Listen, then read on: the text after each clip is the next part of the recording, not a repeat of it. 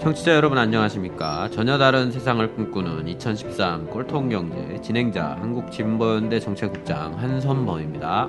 우리사회연구소 연구원 백남주입니다. 네, 꼴통경제 2013년 18번째 시간입니다. 이번 주에는 먼저 최근 우려가 커지고 있는 이 중국 경제 상황에 대해 살펴보고요. 다음으로 최근 발표된 국내 소비자 물가에 대해서 알아보겠습니다.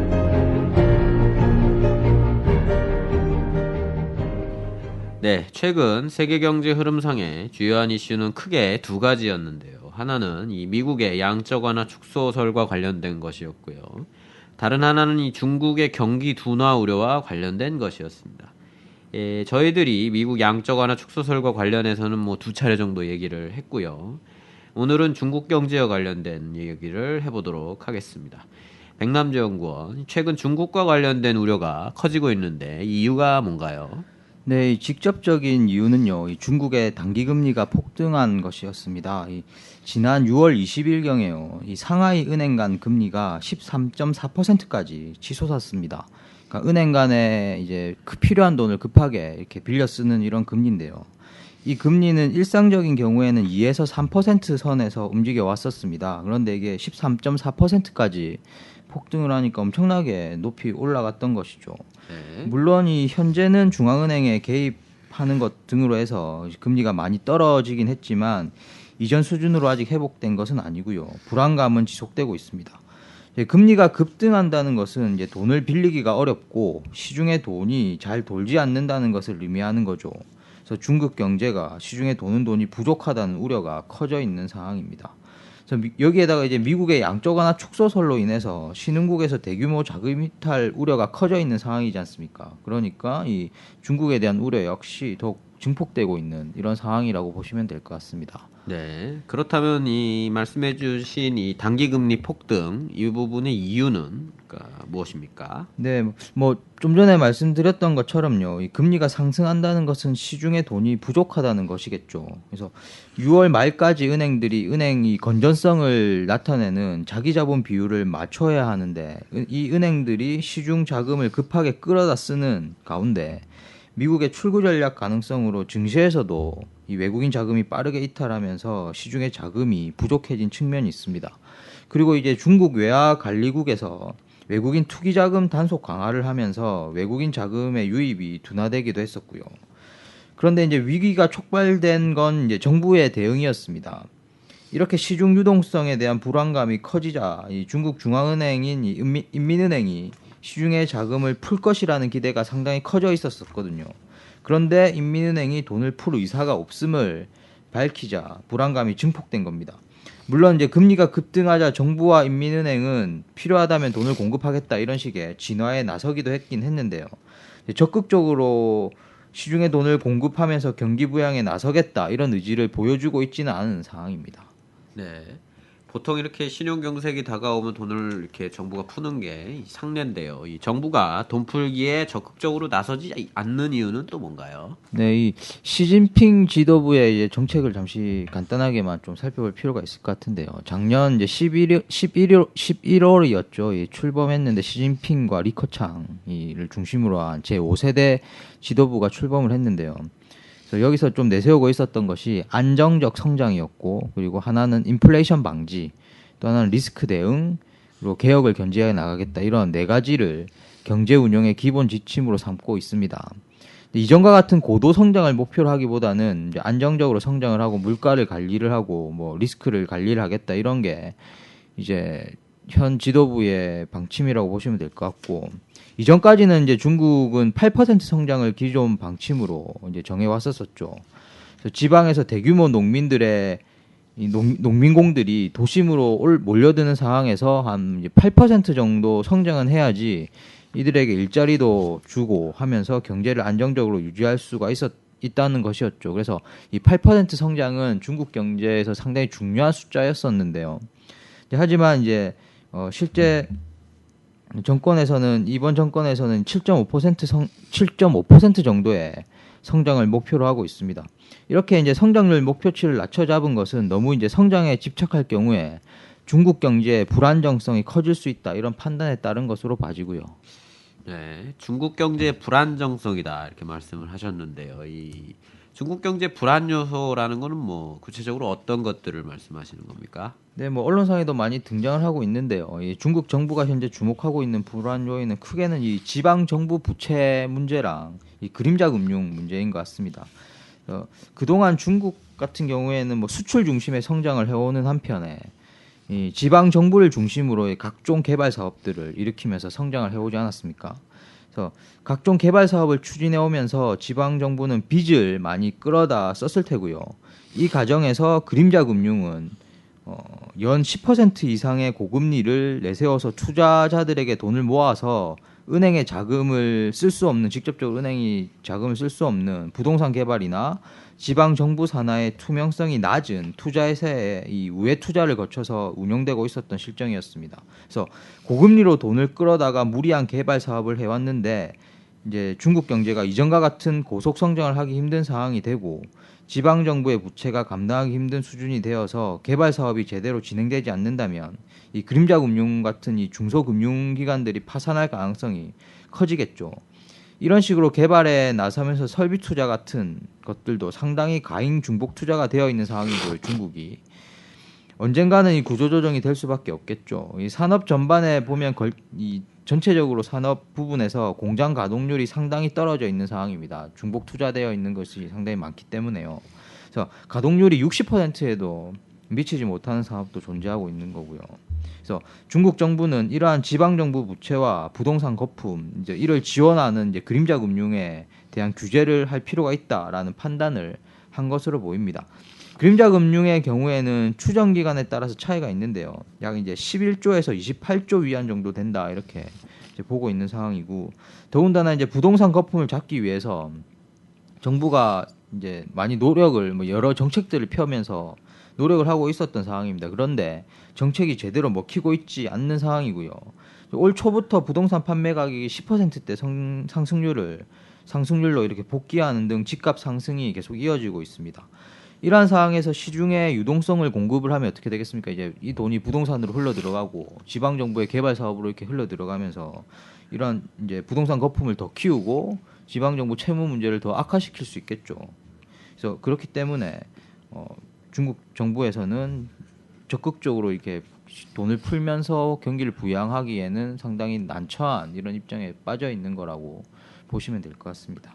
네, 이 그림자 금융이라고 한다면 이제 금융 감독 기관들의 감독을 그렇죠, 받지 예. 않는 이런 금융을 말씀하시는 걸 거고요. 네, 그렇습니다. 현재 금융 시장은 네, 그런 상황이고요. 하지만 이제 실물 경제 둔화 우려도 상당히 커 있는 좀 그런 상황 아닙니까? 네, 맞습니다. 이 중국 경제의 성장 동력은 뭐 단연 수출이겠죠. 수출인데요. 이 세계 경제가 침체에 늪에서 이제 빠져나오고 있지 못한 상황이다 보니까 중국의 수출도 당연히 타격을 받을 수밖에 없겠죠. 물론 이제 시진핑 체제로 넘어오면서 중국이 내수 활성화에 더 큰 힘을 넣고 있는 상황이긴 합니다. 하지만 이 단기간 내에 경제 체질을 전환하면서 새롭게 이제 성장을 모색한다라고 하는 게 쉬운 일이 아니죠. 뭐 1, 2년 만에 할 수 있는 일도 아니고요. 실제 아직까지는 큰 성과가 보이지도 않습니다. 그래서 10% 이상 증가세를 보이던 수출의 경우에는요. 5월 달 같은 경우에 전년 동월 대비 성장률이 1%에 그쳤습니다. 수입도 전년 동월 대비 0.3% 하락을 했고요. 제조업 부분에서도 이제 빨간불이 들어오기 시작을 했는데요. 중국 이제 국가통계국이 발표하는 6월 제조업 구매자 관리 지수가 50.1로 전월 50.8에 비해서 0.7%포인트 하락을 했습니다. 여기서 이제 구매자 관리 지수 보통 이제 신문 같은 데를 보시면 PMI다 이런 게 좀 등장을 하는데요. 이거는 이제 기업마다 구매 담당하는 이제 자재 관리를 하시는 이런 하시는 분들이 있을 거지 않습니까? 이런 분들한테 쉽게 말하면 설문조사를 하는 겁니다. 기업 경기가 어떨 것 같냐? 당연히 자재를 직접 관리하는 사람이다 보니까 이 기업 경기에 민감하겠죠. 그래서 이런 사람들이 뭐 경기가 좋을 것 같다, 나쁠 것 같다, 뭐 이런 걸 판단을 해서 이제 설문에 응하는 건데요. 이 수치 기본이 50입니다. 50. 그래서 50을 넘으면 경기가 좋아지고 있는 것 같다라고 평가하는 사람들이 더 많다는 거고요. 50보다 아래로 떨어지면 그렇지 않은 이제 경기가 나빠지고 있다라고 판단하는 사람이 더 많다 이렇게 보시면 될 것 같습니다. 참고로 하시면 좋을 것 같고요. 그래서 이 PMI 지수가 떨어지고 있다 이런 거고요. 이제 HSBC라고 은행에서 이제 중국 400개 중소기업군을 대상으로 발표하는 제조업 PMI가 있는데요. 중국에서는 이건 48.2%를 기록을 하면서 50 기준선이 50 이하로 떨어져 있는 상황입니다. 참고로 이제 뭐 경제신문 같은 걸 보실 때 중국의 PMI 지수 같은 경우에는 이제 정부 통계국에서 정부가 발표하는 지수랑 여기서 HSBC가 발표하는 지수가 두 가지가 나오고 있는데요. 정부가 발표하는 지수는 이제 대기업 중심이라고 생각하시면 될 거고 HSBC가 발표하는 지수는 중소기업 위주의 이 체감 경기 지수라고 생각을 하시면 될 것 같습니다. 참고하시고요. 예.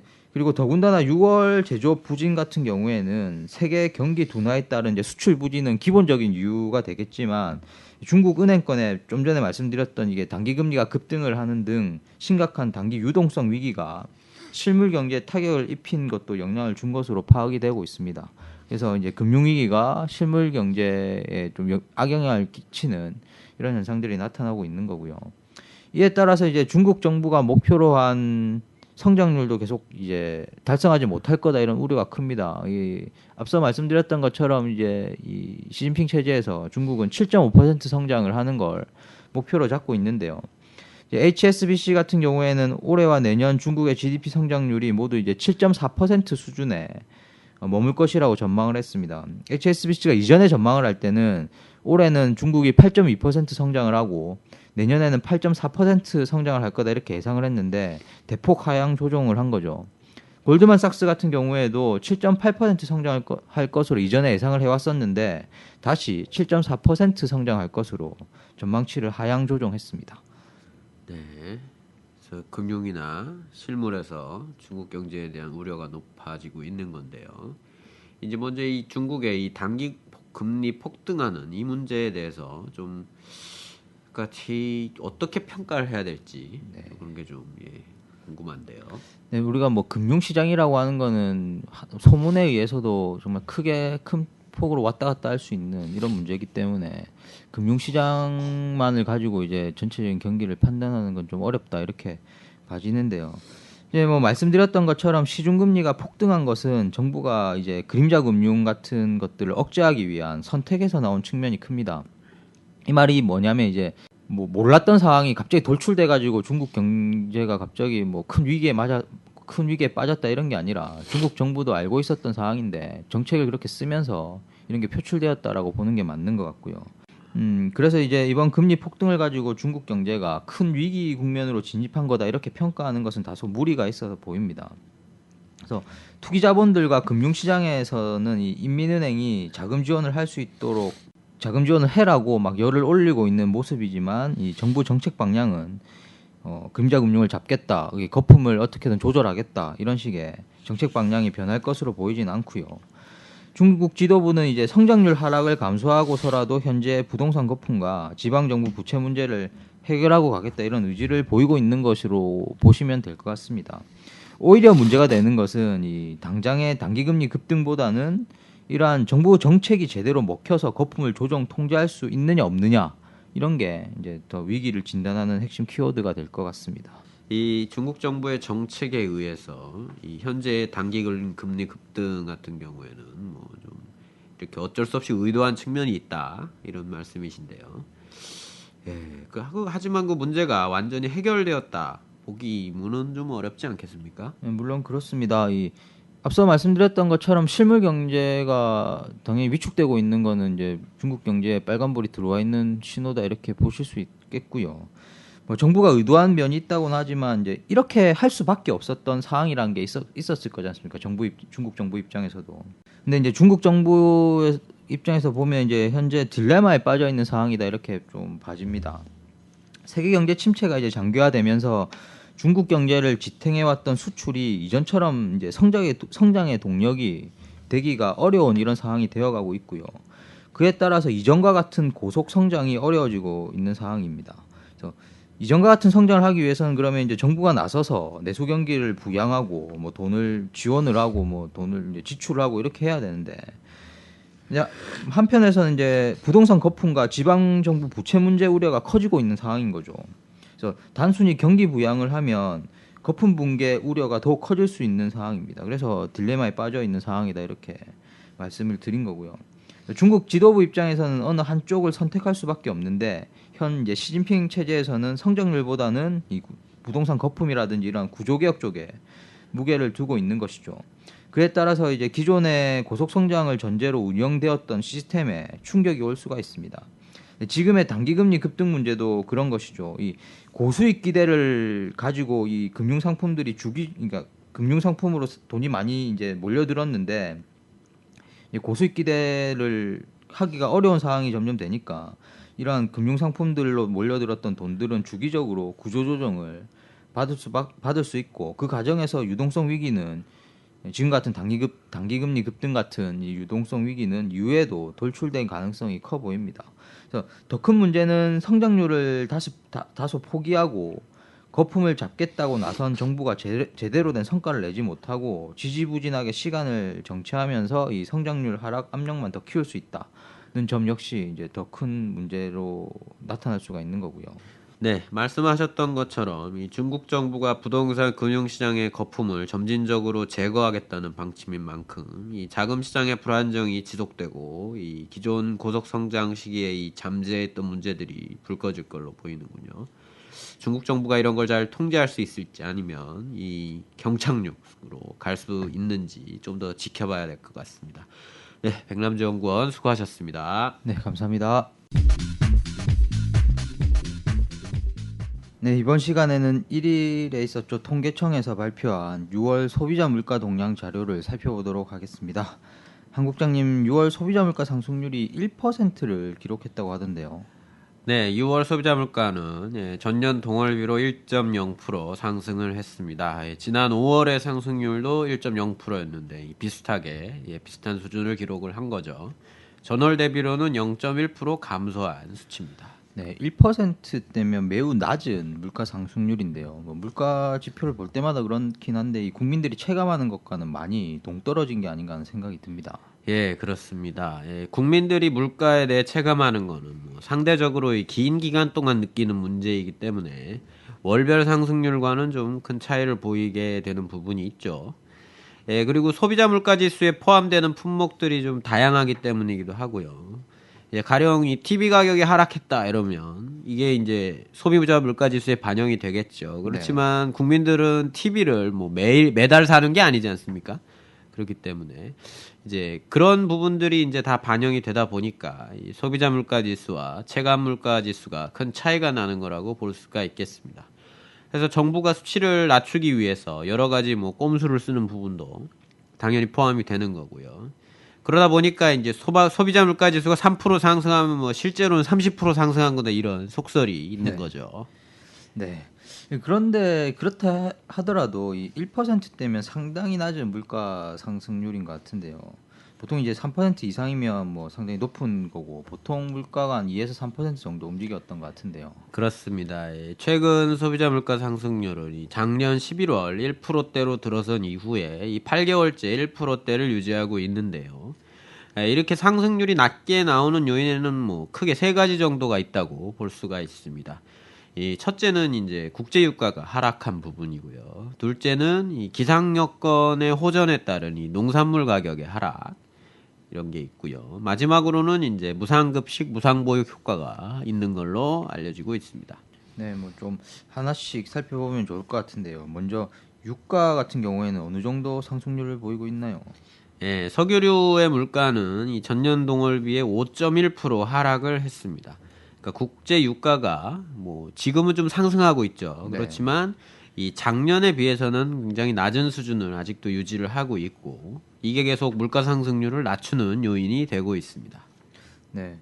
그렇다면 이 농축산물의 경우는 어떻습니까? 농축산물의 경우에는 농산물이 2.2% 하락했고 축산물은 5.1% 하락을 했습니다. 돼지고기와 고춧가루 같은 품목은 뭐 20% 가까이 떨어졌다고 하고요. 작년에는 전 세계적으로 이 극심한 가뭄이 들어서 농산물 가격이 좀 높았는데 올해는 이 기상 여건이 좀 호전되면서 농축산물 가격도 1년 전에 비해서 하락세를 보이고 있는 것이죠. 예, 그러면 다음으로 이 작년에도 그랬던 것 같은데 이 무상보육, 무상급식 효과로 인해서 상당히 이제 소비자들이 물가 부담을 덜어주는 이런 효과들이 많이 나타났던 것 같은데요.